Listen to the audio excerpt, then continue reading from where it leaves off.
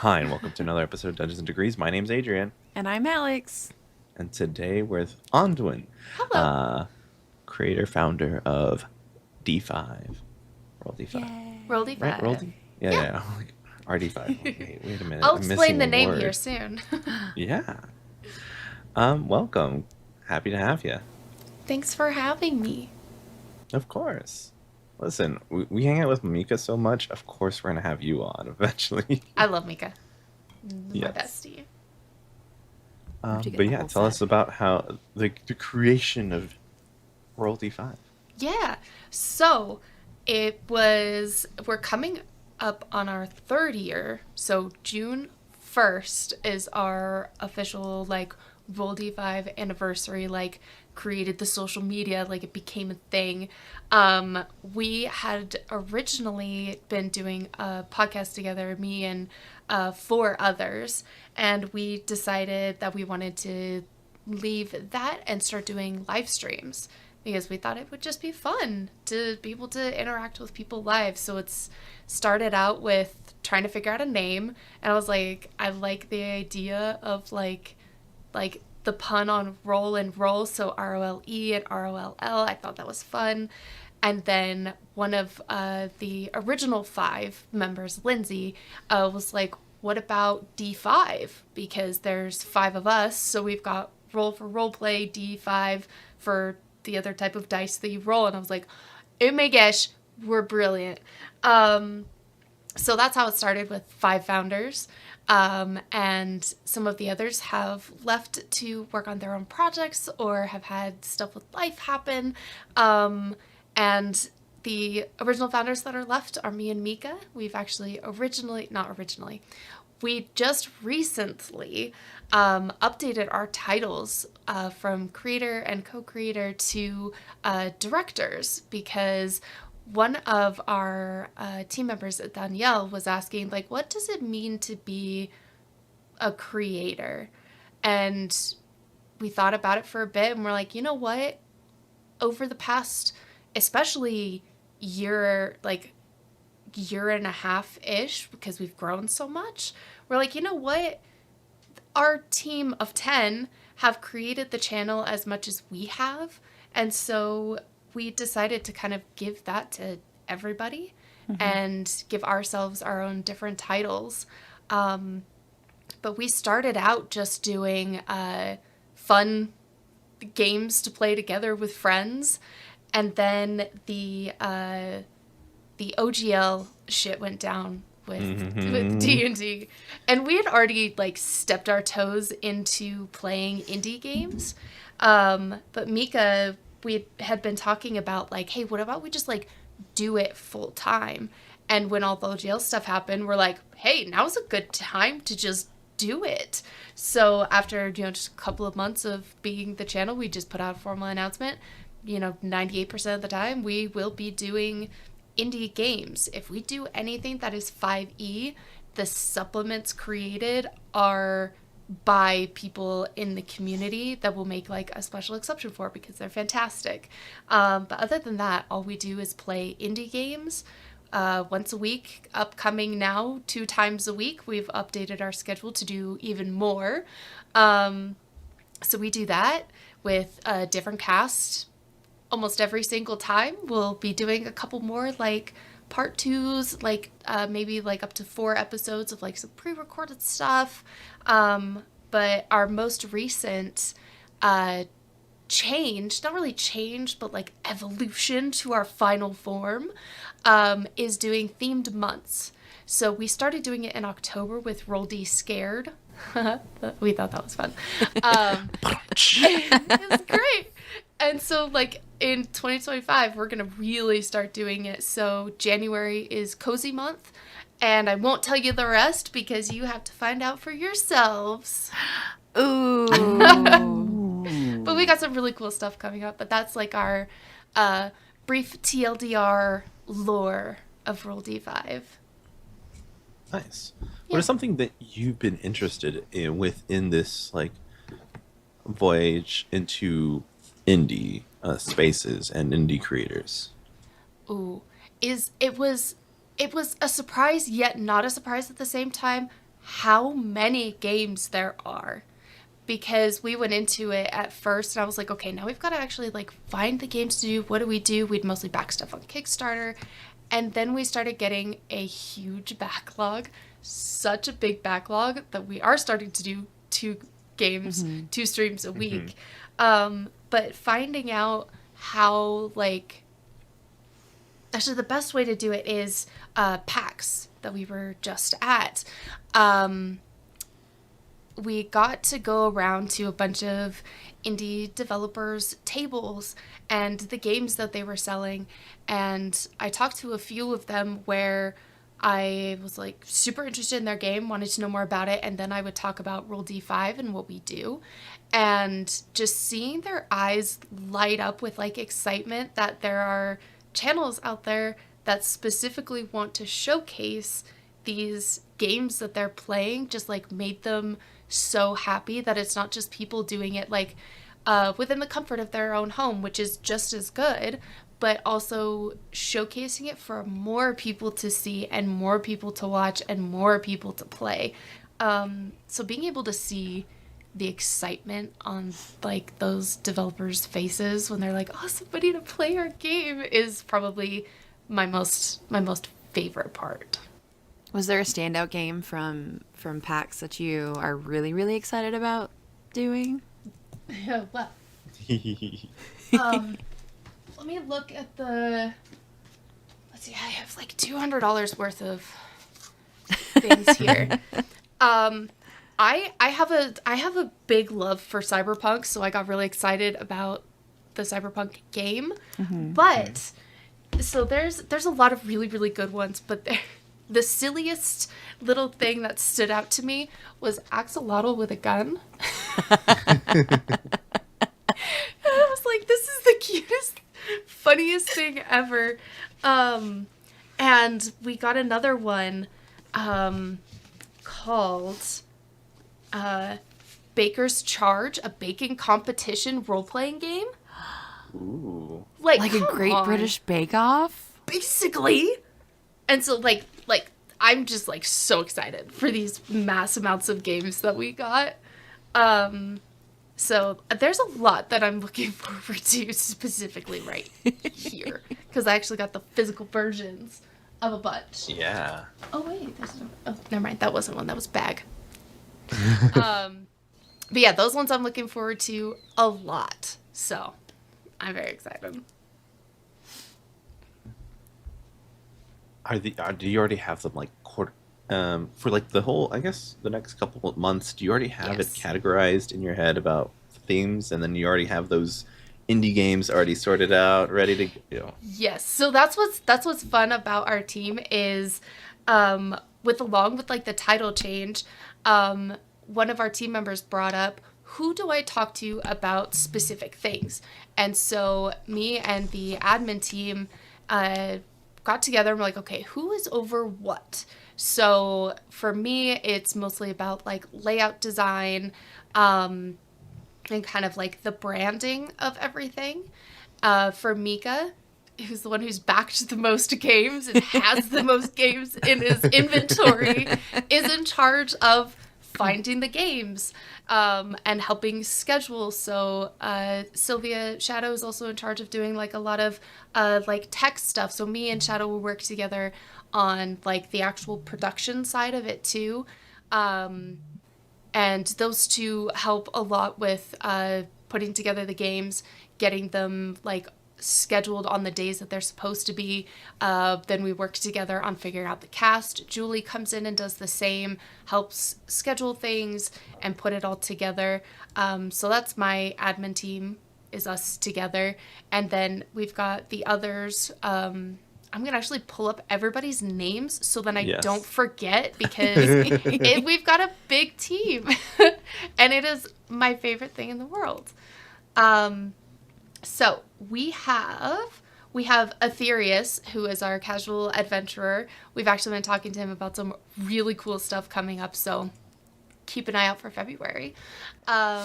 We have Danielle, who is our lead designer, so I work a lot with him to be able to put together our layouts, which are going to be basically the same for the month, just gonna slightly differentiate depending on the theme.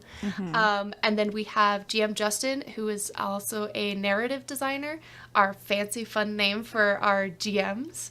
Then we've got Andrew, who's also narrative design. We've got Zoe is not on terribly often because they've got a lot of life stuff, but all of our logos and starting soon screens were all designed by Zoe. And then we've got our two Natalies. We've got Nat 20, who is a artist and tech, and we've got Nat Lee, who is also a tech and artist, and of course we've got Mika, Julie, myself, and Shadow. And that's my team, and that's what we do. So we figured out who gets to do what, so then we're not overwhelmed when we try to schedule 4 months at a time, which is what we're doing. That's so many Can you games. imagine that? It's a lot of games.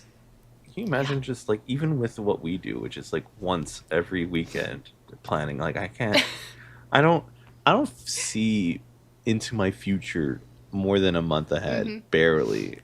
And I've only scheduled up to 2 weeks ahead because That's within the wild. next week, there's so much going on that I cannot fathom what after that looks like. It's true. And the reason we've been doing it so much is because we've noticed that people to like get to guest on the channel get booked so fast. And we're like, we've got to start like asking longer in advance so we can get it on the calendar. So then we have them booked and ready to go. So they don't say yes to anybody else. Hot commodities, yes. Basically, yeah. Putting all this together, yeah. When did y'all start again? What year? How long has it been since y'all started? 2021. Yeah, that year. I was like, math. Yeah, June 1st of 2021. Okay, I remember June 1st. I forgot. I just missed that other part. It's our birthday. Thank you, Alex. Because I just said 3 years ago, and so I did math. Thank you. There's math I was involved. like, Okay. I Yeah. didn't math that, so I'm glad you did. What's the biggest change within like the organization that you feel like you as an individual creating this have learned? Ooh. This is going to be kind of a deep answer. I know this about myself, and I have been learning more. I can be overly protective. So like, with the channel for a long time, it was just kind of me and Mika doing everything. And when we started bringing more people on, I got really overprotective and wasn't great at having people help with the channel. And it was mostly when Sylvia and Julie came in that they were able to kind of be like, hey, you've got a team. They're here to help you. You don't have to do everything. And that's when I kind of opened up to being like, I think I'm just scared somebody's going to take something away from me. And that's just anxiety. Nobody was actually going to be doing that. Nobody was going to take anything away from me or from Mika. This was our thing together. And they kind of helped me to realize that in the form of reality instead of just like in my own head. And so when I started to, I think at one point I was just kind of burned out from kind of all of this. And that was what allowed me to kind of let go a little bit more. So I was having people volunteer to make layouts before we were doing the themed layouts per month. And I remember Shadow, Sylvia, I'm going to do both names on occasion, messaged me when I had asked for people as volunteers, and people were super excited to do it and said, hey, I'm really proud of you. You're like, asking people for help and you're letting people do things. And I immediately started crying because I could like realized what I had done, but not really. So I have learned that I don't have to do it on my own, and it's allowed other people to step up because I kind of got a little controlling over it. Be like, yep, I'll do that thing. Yep, I got it. I'll do that. And so having them help me realize what I was doing and helping me like break out of that allowed other people to shine, allowed Mika to schedule more things and pick more games. Other people were able to design more layouts and promos and suggest other games. And that's been my biggest lesson, is that like I don't have to do anything on my own. I have a team for a reason, and I need to learn to trust them, and none of them have let me down in the slightest. They are the most magical human beings on the planet. So I'm glad I learned my lesson before it was too late. Too late. Yeah. We're eternally learning. I know. But like when always- it comes to like having a channel or like something like that, you want to be able to be the best version of yourself, not only for your team, but for the other people watching. And so like a version of too late would people be like I haven't had a chance to do anything, so I'm going to step away from the team. And that's for me would have been too late, is having somebody hurt from my actions of just being scared because I'm an anxious bean. I'm an anxious one. It infects us all. I learned Yeah. yesterday that Alex thought I liked her only this year, which No. is wild. That is a false statement. That is a gross undermining of what I actually said. However, it did not click with me that there is actual care with Adrian and our relationship. Just like I figured we were colleagues, and it didn't like hit me. Okay, but like colleagues, I care about my colleagues. I for sure like yeah, but like it might have taken me a minute to realize that it wasn't just colleagues. It was friendship. That reaction actually reminds me of it's like those like skits or sounds that go around TikTok where it was like where it's like so and so told me that they hate me, and the other person's like, I didn't say that. I just said you can't have like a fifth dog, like something silly like that. Yep. My husband is divorcing me because he says I can't have another cookie. Like that level of Yes. Yep. It's about the same. Yeah, all equal reactions. I just didn't realize. I'm so logical. sorry, Adrian. And that is less of you and more of me. Less of me? What do you mean? That is not that is not something that you were actively. Not on me. Is that what you're Yeah, saying? yeah, no, yeah. That I had also, nothing to do. like, I mean, I'm a very like caring and loving person in general. So like, did you think it was just like, oh, he just does this to everybody? Yeah, I didn't think I was He's special. just so friendly. Yeah. No, that's part of it. I just didn't think. I was like, yeah, it's because Adrian's a good person. Not that Adrian is a good person and I am somebody worthy of love. Okay, we don't need to get into this. That's the issue. That's a lesson Another I one. still need to learn. It's a tough one. It's a daily battle. It is. I understand that. Yeah. Eldest child syndrome. Oh, Yeah. me- No, for sure. Oh, Oh my gosh, are we all eldest children? This explains a lot. Adrian, are you an eldest child? Are you? Oh, yes, yeah. the oldest. I don't Look know at why I us think go. Dante's got so many more years. Just Dante has life, It's I because guess. he's like an inch taller than me. Okay. kids. Also as a firstborn And a wife. child who was the shortest, I also understand.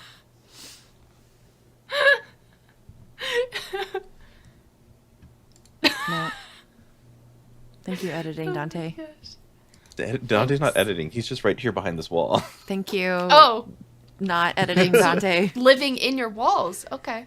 Yeah. No. He just lives in the walls. No. Like, That's amazing. how dare you? Hey, Dante. Oh no, I thought that was gonna fall. Always behind the curtain. Yeah, always behind the curtain. He edits stuff. I edit stuff. We just edit stuff. That's all we do. It's all we do. Man, editing. It never ends. It never ends. Mm-mm. I really do think we should just start streaming everything. Like, everything is just live and, like, No. candid. No. Nothing. That's all I know how to do.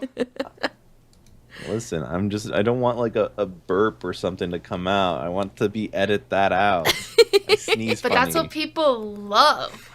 Well, That's why I tell listen, people, like, on streams, I'm like, don't mute yourself. If, like, especially, like, it's awkward when you mute yourself and you start laughing at something somebody's done. There's this awkward silence and you're just, like, there's just nothing there. I'm like, keep yourselves unmuted. We want to hear you laugh at somebody's joke. We want to hear your little side commentary. We want to hear it. We love it. I mean, they get, listen, the people that, even with the editing out those little things, get a lot of us already, okay? And it just is what it is. I'm not It's gonna just a point more any polished fingers, but- version. Yo. Yeah.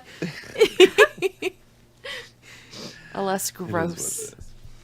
No, I mean, I guess. It's just Adrian Maybe. It burping all the depends time. depends on what you're into, I the guess. day. That too. Oh my gosh. What is some, like, is, you do a lot of the behind the scenes stuff. Is there something that like, how do I want to phrase this properly? Like, there something there's you a like to game do out more? there that you have to play. What is Ooh. it? Ooh. I know you already pointed to the books, but like, I want The all of Cyberpunk. it. I've Beautiful, sis, Cyberpunk. Yeah, the Cyberpunk is the one that I was like, I have to play this one, and I've already started like handpicking my cast for it. Nice. But one of the ones that I had really wanted to play that I had played before, was Blades in the Dark, and it's one of my most favorite games. And so, it was actually Danielle's first time on the channel was GMing that game, and I was like, I have to be in that game. I have to. So it kind of goes month by month when Miko's like, hey, here are the games I've picked out for the month, or like, here are the ones people have suggested we play. I take a look and I'm like, okay, which ones do I want to be in? And I try not to be in more than one because I like to let other people shine. My face is out there enough. I want other people to come in and have fun.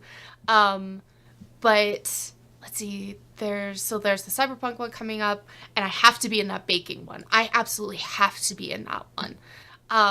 But yeah, it just depends month by month because there are so many games that I may not even know about till Mika brings it up.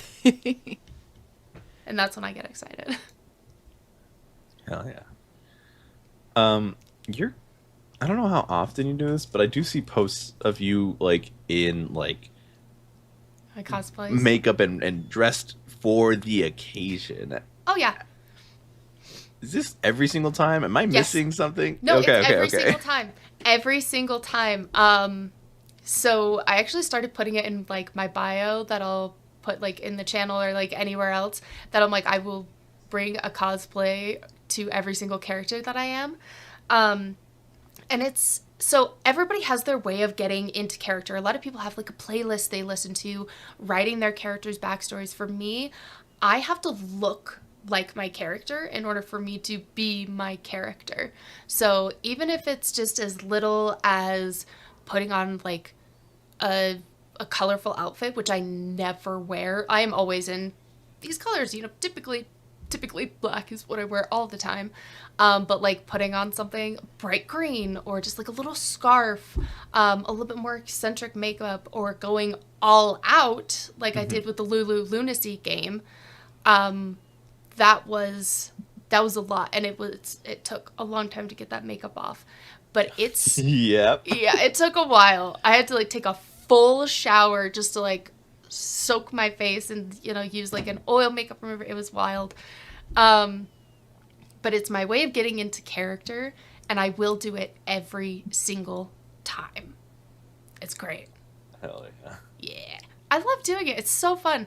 And watching like the way other people do things. So like you can see my beard progression throughout the like past like year and a half. And it's because I've started to learn how to properly do a beard from drag kings. And so I have learned how to do my beard better and better each time, instead of just like a plain eyeshadow color. Now it actually will have depth of like using a sponge, like two sides of a sponge, one for like the base color and then the other one for like a darker color on top to give it depth and definition, which you can't terribly tell on camera, but when I take the photo you can tell. Yeah. But yeah, I have to do it every single time. Yeah, I was like, some of that makeup was very good. Well done. Thank you. Thank you. I work hard. I did my full clown makeup at PAX, and I was just that whole day afterwards. I was like in the shower for like 30 minutes of just wiping, and I'm like, nope, that's still white. That's still white. You just keep going, keep going. Yeah, you get surprised at how much that stays on, and it becomes very difficult, especially when you do like a full face. Try not to touch your face. You realize how much you touch your face when you have detailed makeup on that can smudge so easily. Like, I was doing a game last night recording for Boss Jellybean's channel where I have like my moth makeup with like my full red eyes and all sorts of stuff. And like I go to like itch myself, but instead I tap, because I can't ruin my makeup, so I have to tap wherever I itch, because I can't fix it if I mess it up that much.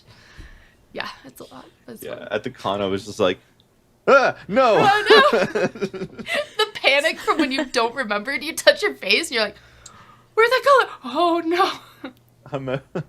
Oh, no, I'm white! Oh, no! So I have 3 things for y'all. As somebody... The one is water-based paint. I did just get some. The Mayron. I think that's what it is, yeah. I did Miss Argentina. So the full blue. And then it was so good. It's such good. I still have it somewhere. Photo. I need to pull it out because that's incredible. So the water-based foundation or color, whatever.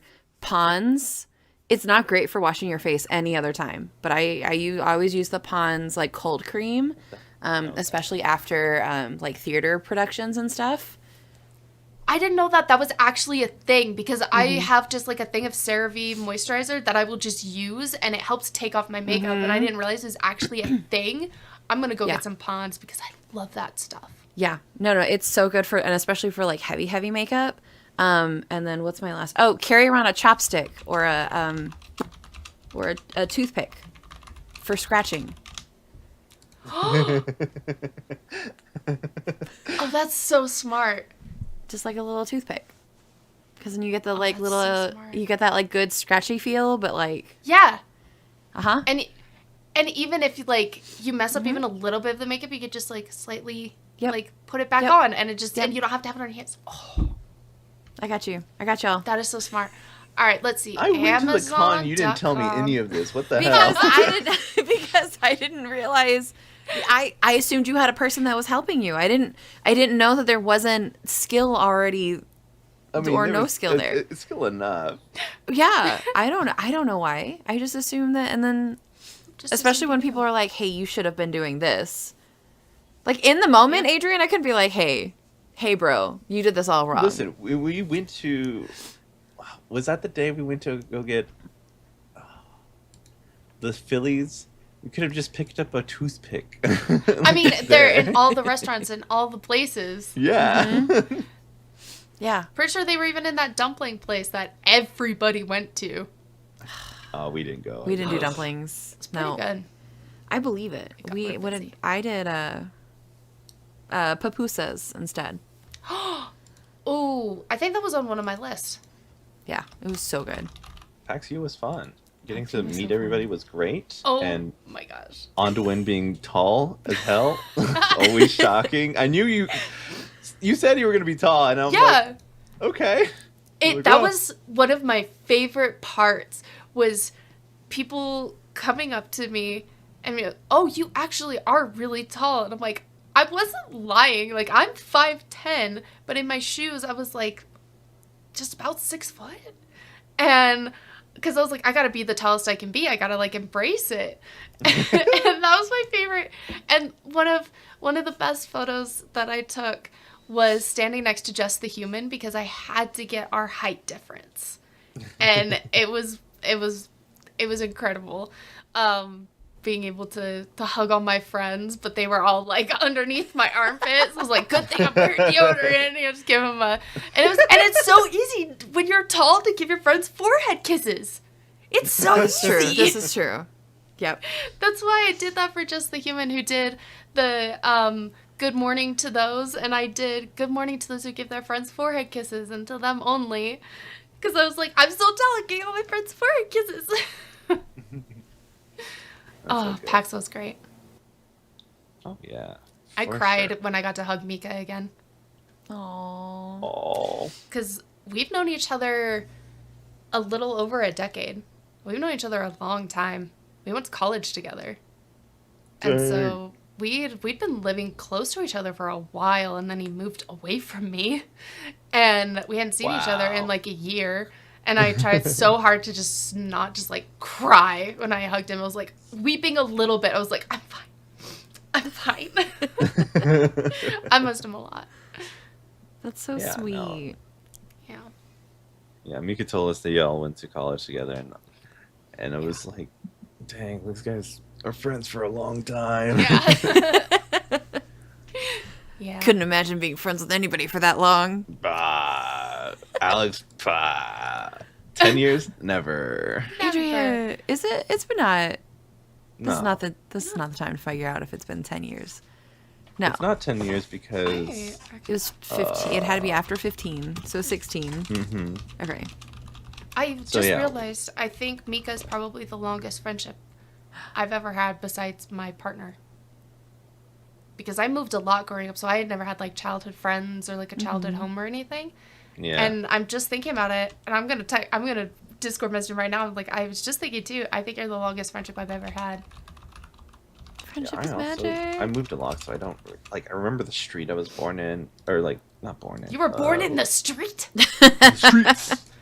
No, where I grew up in, and I was thinking about that. Like, no, I was born in Lubbock, not Corpus, and I'm like, shit. I moved up so many times that, like, from Lubbock to like one of my first like memories of like where I actually was in the world. I know That where it was, Lubbock like- is. I lived in Texas for a while. Dang. Yeah. So I went to Lubbock to El Paso to Corpus, then to San Antonio, and then I went to college in Lubbock. Nice. So I went to fucking high full school circuit, out there. man. Yeah. That's wild. Yeah. Yeah. I'm from California, and I prefer there over Texas any day. I don't. Hey. I don't Hey. like how hot it is in Texas. Oh no, neither do we. Listen, that's yeah, not we a. just deal with it. That's not a choice. Yeah. Although right now I can walk outside with shorts, so you get. It's so nice. It's so Eh. nice. Give me winter any day. Dude, I was Any walking day. around shorts in Philly with that first cosplay. Bless That's you. true. That's oh my gosh, that's right, you were. Yeah. That was some serious wind. It was cold. Yeah, it was nice. I don't know why. It didn't bother me. My hands were the only things that were bothering me. Yeah. I think all the circulation went out of my hands into my legs or something. Probably because you were walking. Mhm. Oh my gosh. What got you into TTRPGs? Oh, this is a great story. Okay. So, I'm an ex-Mormon. So this was back when I was Mormon. Let's say I've been out of the cult for about 5 years now. So it was about 6 years ago, I guess now, where I was at church and we introduced ourselves and I said, like, yep, we're really big gamers. You won't see us outside very often. Ha ha ha. Making a joke, but absolutely serious because we were video gamers. Well, not were. We still are. I was playing Outer Worlds till like 10 minutes before I hopped onto this. Natasha came up to me and she said, like, oh, I heard you're, gamers. Do you play, like, Dungeons and Dragons? And one of the first things I thought was, I'm a nerd, but not that kind of nerd. And Dang. I know, I didn't say it out loud, but that was what came through my mind. And they said, well, if you're ever interested in playing, like, I'm a professional dungeon master. I, like, do all of these things. Come over and I'll teach you. And I was like, all right, fine, whatever. We played, like, maybe half a session. I'm like, okay, this is actually pretty fun. And, like, a week later, they messaged me and said, hey, I'm starting a live stream production. Do you want to be in the cast? And I was like, I've played half a session. You really want me in your cast? And they said, well, the point would be that you're new and the rest of the cast isn't. So, like, the questions that you would ask are things that other new players would probably ask. And so it would fit. And I actually took that into Roll D5, where we learn how to play mostly on stream, because the more people that are looking at these individual games, the questions we ask are going to be the questions that they ask. So that's where that came from. And so we started playing. And that's where I met Tori, and that's where I met Em. They're both from Level 1 Geek. And I've been working with them basically ever since. So one of my fun facts that, like, people will, like, ask, like, when I'm in a new group or a new stream, they're like, oh, say something, cool, fun about yourselves. I have two that I'll switch between. My first one is I was a competitive bagpiper for 10 years. And my other one is I have maybe played 5 games in the past 6 years, almost 7 years, not live streamed. Like, in person. I've maybe played 5 games in person. Mm-hmm. Everything else has been recorded or used for content in some way. So, like, all I've done is live stream. So I feel very awkward playing a game not live. I don't know how to do it. But that's where it started, was my friend just kind of saying, hey, do you play these kinds of games? And now I am that kind of nerd. We all end up here. And honestly, it has been probably, like, one of the best things to ever happen in my life. I owe so much to Natasha, and to Em and to Tori, because after that ended, me and because we're all stayed friends, and so me and Em had, like, a gaming channel. It was called Of Dice and Dames, with a couple others, and then we merged with Tori with Level 1 Geek, and so that merged together. So we were doing stuff there together for a while, and then I was like, I'm interested in doing my channel, and so we talked about it, had really great, wholesome conversations with each other. I left, and we started a podcast together, which then moved to Roll D5, and I owe, I'm going to try not to cry about this because it might be that time of the month, so I might get a little weepy, but I get weepy about this anyways, is I owe those people so much of, like, the happiness in my life, because it reconnected me with Mika. It got me my team. It got me my chosen family that I've been able to grow really close with over the past couple of years and months.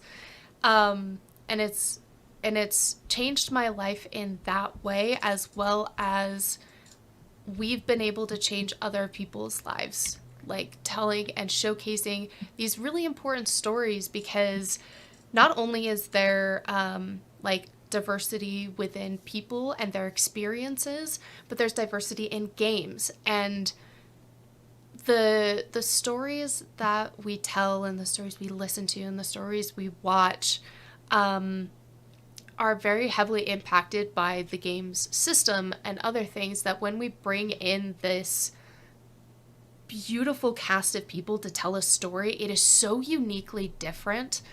This is a slight tangent off of that. Was we recently played Thursday, which is a GM-less game.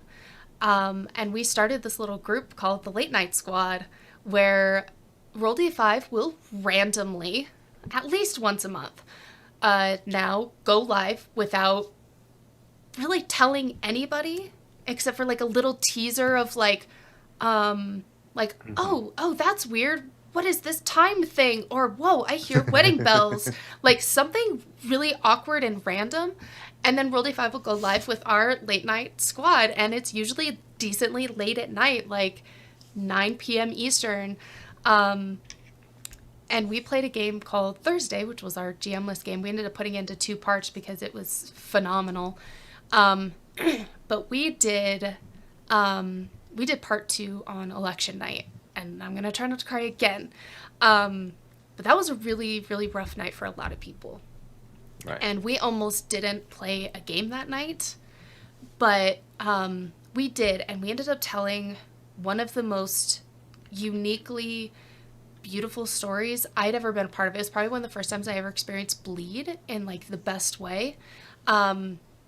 Because I don't want to spoil it too much for anybody that wants to go and watch, but we worked through trauma with our characters and within ourselves. And we got a couple of messages during chat and after that said, I forgot about the world for a minute because of this story. And that's when I'm going to start crying, is because that just felt, it was so heavily impactful because it reminded me and everybody else why we tell the stories that we do, because it helps distract us from the real world by telling these beautiful stories, but we can also embrace the world that we're in and work through it.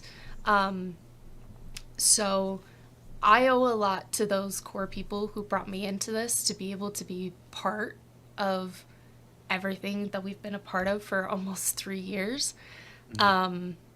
And I'll probably message them right after this to be like, hey, I talked about you guys in a podcast today. I love you guys a lot.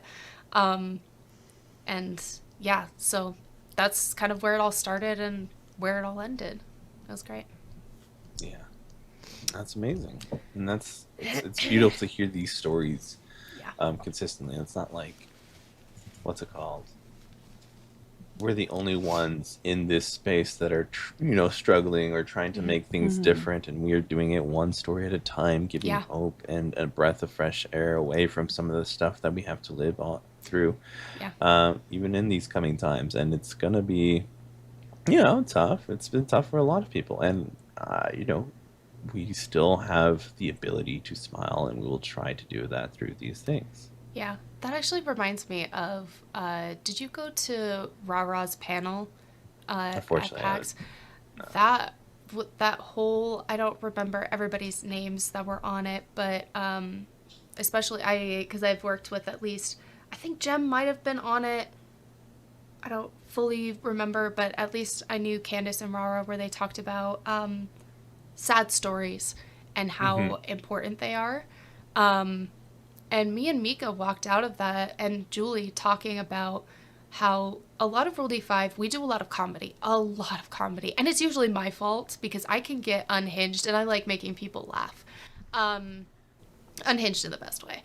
And make people laugh because it's what I like to do. And we walked out of it thinking we should tell more sad stories. And sad stories meaning emotional. And not shying away from telling deeper stories like we did with Thursday and how impactful that was. And the importance of being able to share those stories. I'll have to find one of the ones that Candace was in, but was talking about basically like a historical game of events that had actually happened, and they were playing gods watching over these events that had happened in real life, and it worked through their histories and their stories, and just that really hit hard, the importance of telling sad stories, and emotional stories. So you're going to see a lot more of that coming from, oh, my nose, coming from Roll D5, because we want to tell more broad stories. Nice. Excited Yeah. to see and hear about that. Me too. I'm excited. What was your first character?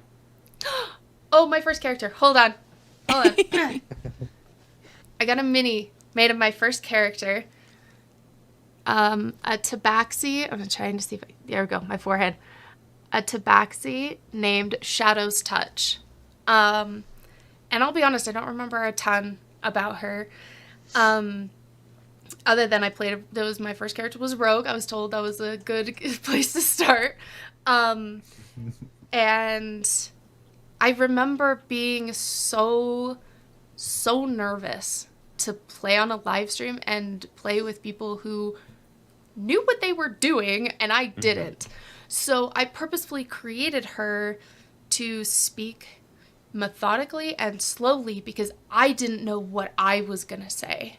And so the way she talked was just like that. So then I could think of what I was going to say as I was saying it.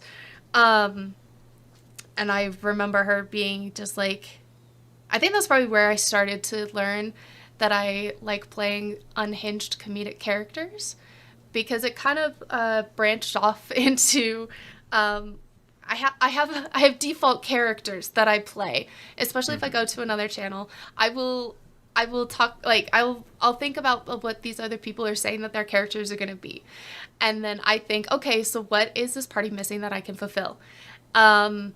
And that's where Shadow's Touch came in, because that's where the two characters branched off of. Because at times she was methodical, thinking things through, curious. And that's where whenever I speak in a British accent, that's the character that I will use, as a little bit more thoughtful and methodical. And at times, Shadow's Touch, I remember, would kind of say weird things because I was unsure what things meant. And so I'll play other characters that will purposefully like mispronounce words or ask something silly, or like I'm trying to think of like a specific example. I can't think of what I did with Shadow, but something silly like somebody said something about like one boy says like the clock strikes midnight, and my character was like, well, how do you hit midnight? Like something silly like that. And that's where my two characters branched out of, was from Shadow's Touch. My beautiful tabaxi. And I love playing cat folk because I have 4 cats and I love putting their personalities in them. So I got a little figure made of her so I could always remember her. The Codex Cast, that was the original one that I was in. That was what it was called. The Codex Cast. And oh my gosh, people, like, you could go look at it and look it up. My lighting is absolute shit. I was playing on like a laptop with like the overhead light, and it's just so bad. I need to get a little bit more to understand that. Oh my gosh, listen, it's not about that. It's about creating the art. It doesn't matter if it looks good yet. It's going to eventually. If it sucks, it's going to suck no matter what your format is. If it's good, it's going to supersede the limitations of your equipment. Okay? Yeah. That's it. Yep. And that's so true too, because I've heard that a lot, where it's like, especially when you're new to playing TTRPGs, they're like, or like new to GMing especially, they're like, you're gonna suck. Get over it. You'll get better. Like, you'll be fine. And that was actually really helpful advice when I started GMing. It was super helpful. So it's great. It's literally, you're not supposed to be good when you start at most things. And if you are, it's suspicious. It's so suspicious, right? It's so suspicious. I mean, because even talking about like your first character, like you're building a character around your insecurities of playing and role playing, right? So sure, it sounded intentional, but like if you had never said, hey, I'm playing it like this because I'm nervous, then like it's just a strong character choice. But I know like a lot of character choices come from our own personal experience. Whether you acknowledge them or you don't, that's the problem, is that sometimes when we ask this question, like there's that level of like reading people for filth. Like, oh, so you played a rogue. You must think you're pretty cool or want to be pretty cool. Right? There's the assumption that when someone picks a rogue, you're like, oh, really? And I had no idea that assumption. They were just like, you should play a rogue. It's a good first thing to play. And I was like, all right, cool. Turns out I don't like being a rogue. Even though I've played them several times. It turns out I don't like it. Which one's your go-to then? In 5e, I don't have a go-to. It will change almost every single time because I don't know what I like. So I tend to just change. I think playing a paladin once was pretty cool. I enjoyed that. I think I've played a cleric. I don't remember if I have or not. I've been a druid once. That was pretty fun. Because I like plants. So I played the druid because of that. I like plants, so I'm a druid. Yeah. Yep. No. I listen. I like animals, so I'm a druid. I love animals, so I like. Look at us. I love it. It was great. I was like, oh, anytime I could talk to animals, I was like, that one. I want that one. What are your cats' names? So we've got 4. We've got our oldest, which is Valerie. She's 5. And then we've got our twins. We've got a black cat named Giovanni Heathcliff, Geo for short. And then his little sister, who is a polydactyl, has thumbs, is gray, and her name is Fern. And then we've got Reggie, who's our fluffy orange cat. And he is, his full name kind of switches between Reggie von Reginald or Reginald von Reggie. So those are our 4 cats, and they are perfect cats. I love them so much. I'm surprised none of them have come in here because they usually do. So I don't know where they are. Why do 2 of them only have double names or first and last? So because the girls tend to have nicknames more than full names. So like Fern will call like Fernadette or like Fernie. And then Val will just like Valkyrie, Valentine, anything that has like some sort of VAL in it. So they tend to have more of the nicknames, whereas the boys have full names. I don't know how that came to be or why. But yeah, that's just kind of how it turned out. Yeah. That's just how it is. Gotcha. Yeah. Alex, how are you feeling? I'm just checking up on you. How are you?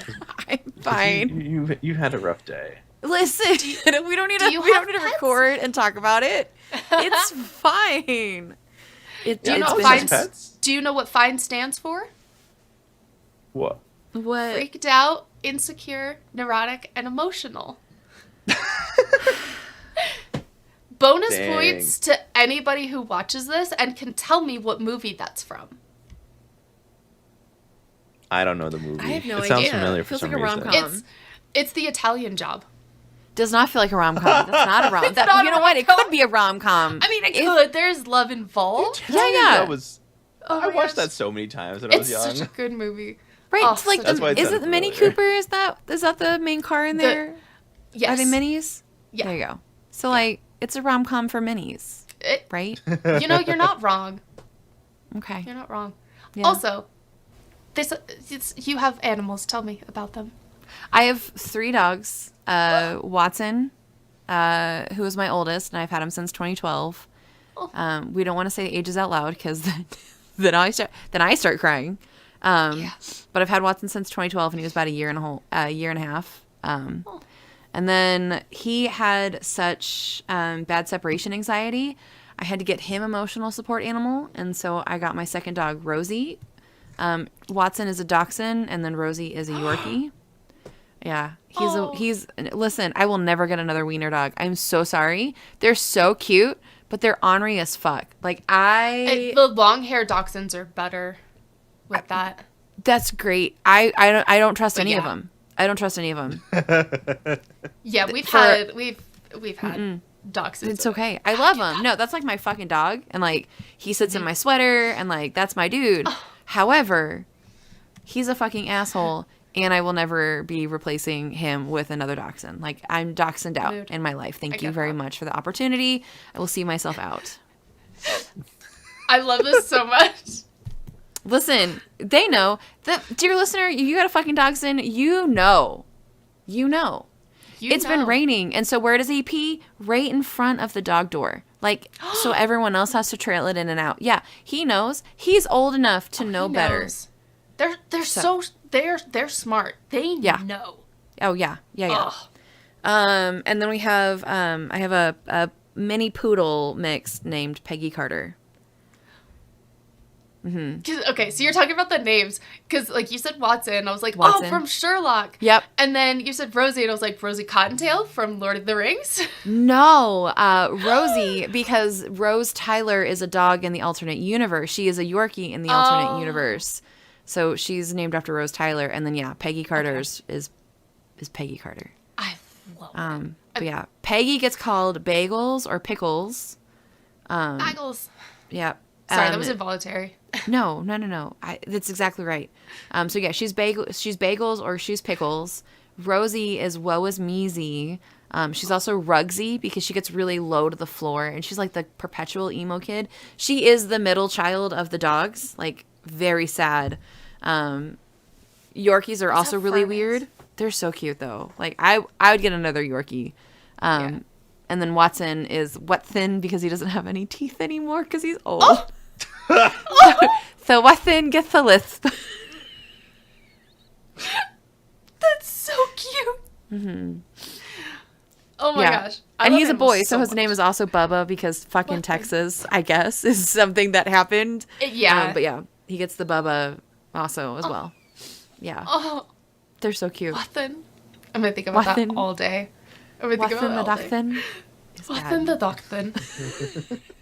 I love him. I love that. They're amazing. But they are my children, and I will shit talk them because they're ornery. They're small, ornery dogs. It's okay. It's funny because like some people talk about like shit talking their animals because you can, and I've thought about it, and I'm like, I don't think there's anything about my cats that I could do that about. Like, if anything, Fern is to put this in the best terms possible, kinky. She wants those butt slaps all the time. All the time. And will scream at you until she gets it. To just continuously slap her butt. But the other cats, they could care less. Which, like, you do it with Reggie, and that's just how he plays. And he's like, yes! Because he's an orange cat. And that shook my entire desk. But, like, Geo is... Me and Geo are the exact same. We are overly emotional in the best way. We need cuddles all the time. And sometimes you can't tell... Okay, this is hilarious. So, sometimes when I'm doing a live stream, Geo will come and lay on my lap, and he's the black cat. So, if I'm not wearing any color... and it's just a black shirt. Sometimes he'll come up and like a child, like lay in the crook of my arm. But you can't see that he's there. So I'll be in a live stream going like this. And nobody can see my cat. And so I'm just like, oh, it looks like I'm like petting my chest. I'm like, Gio, I've got to put you down off screen so no one can see that.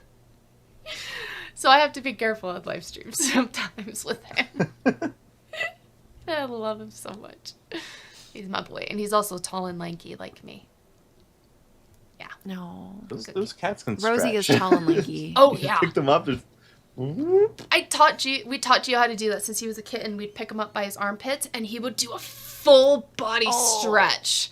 And I'm like, this is my greatest accomplishment in life. That's so good. Just teaching him how to do that. Yeah. So cute. We could talk about animals all day.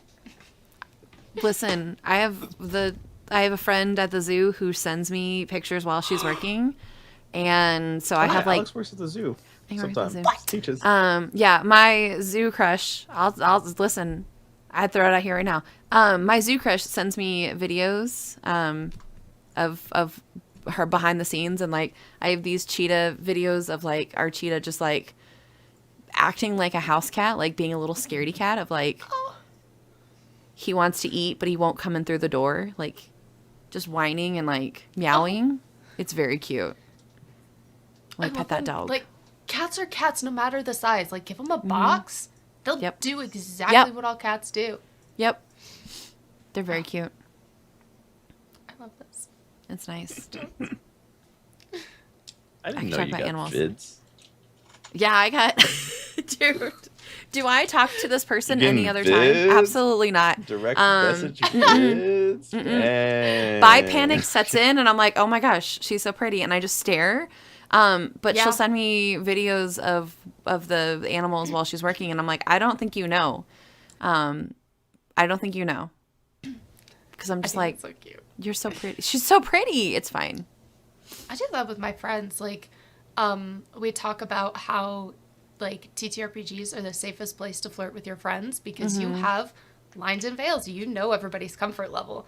Yep. And so we'll do that with like me and my friends. We'll just like flirt with each other incessantly. And then sometimes like they'll come into a live stream and look extra hot. And I'm just like, I know I'm married, but like, you hot.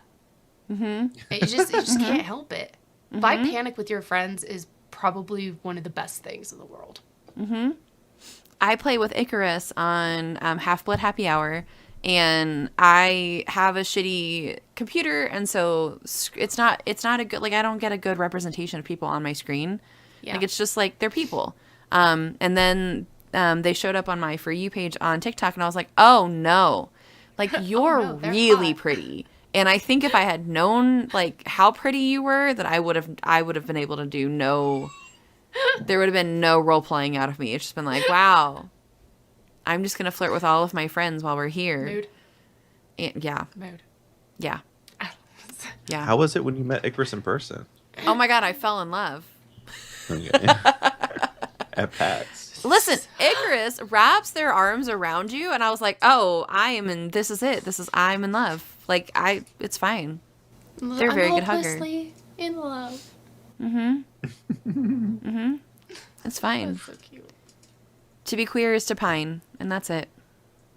Yeah. If you say so, I believe it. We're bonding over here. You can just believe it. All right. I have a dog named Diana, and that's it. And Diana's the What kind best. of what kind of dog? Like lab details? pit mix. a medium lab pit size. mix? Yes, she's a good girl.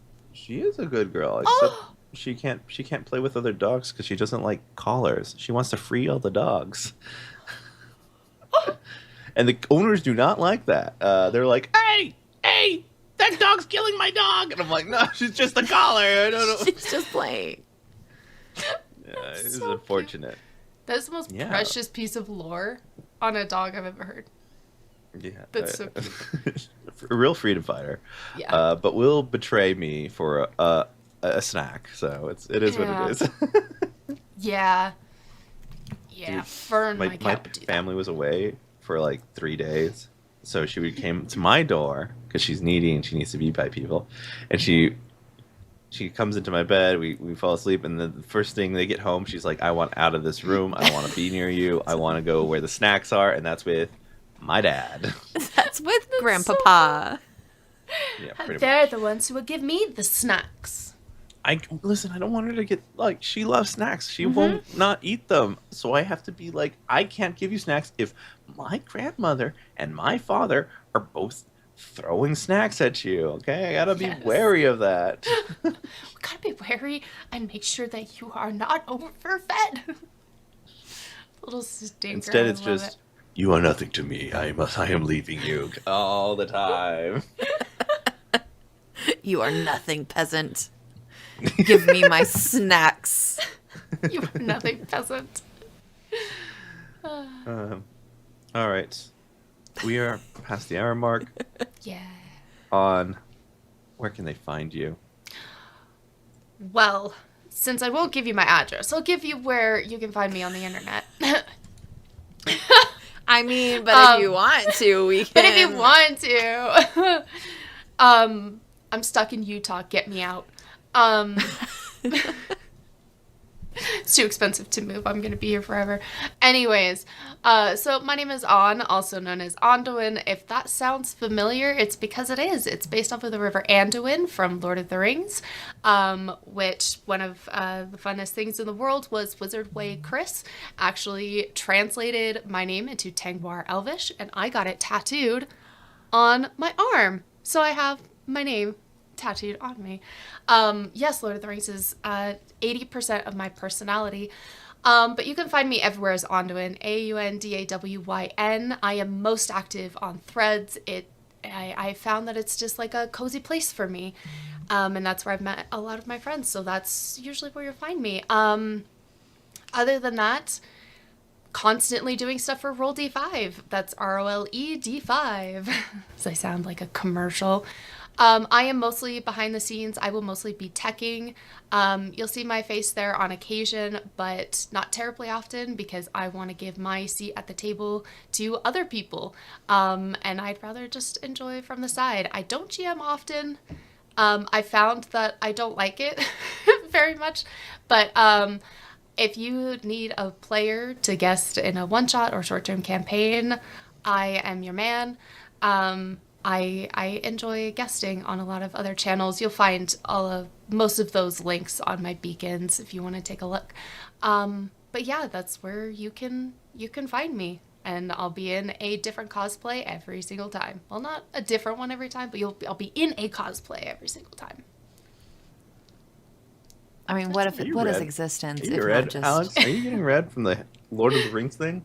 Are we about to bond? We're gonna take this. We're gonna take this off, and dear listener, you can just assume that the best bonding activity just is about to happen. My gosh. I'm so excited. Anyways, you do your thing. Thank you, dear listener, for joining us on another episode of Dungeons and Degrees. You can find us wherever pods are cast. Please share us to your friends, enemies to lovers, maybe even your family in this holiday season. I don't know what you do with your life. Go on to any of those things and rate us 5 stars. That'll help get us out. Anything less is you're just being a dick. Like, there's no reason for less than 5 stars. Like, for real. Do that. Just be like, it's 2025. Be good, right? You can also find us on a lot of the social media platforms except for Twitter, because fuck Elon Musk. You talk to us. Adrian's on social media. I'm on social media. And then you can bother the Dungeons and Degrees social media. That's fine. Listen, yell at us. Any content is great content. I don't care. I don't have any hot takes at all. But yeah, I have 0 hot takes. You can also find us on Patreon. Join us there. Happy New Year, motherfuckers. Yeah. So thank you for listening. Thank you for stealing the show there. What the hell? It's fine. Thank you for Thank you for listening. My name's Adrian. And I'm Alex. And I'm unmuted. And I'm Aundawyn. Go have some fun. Yes.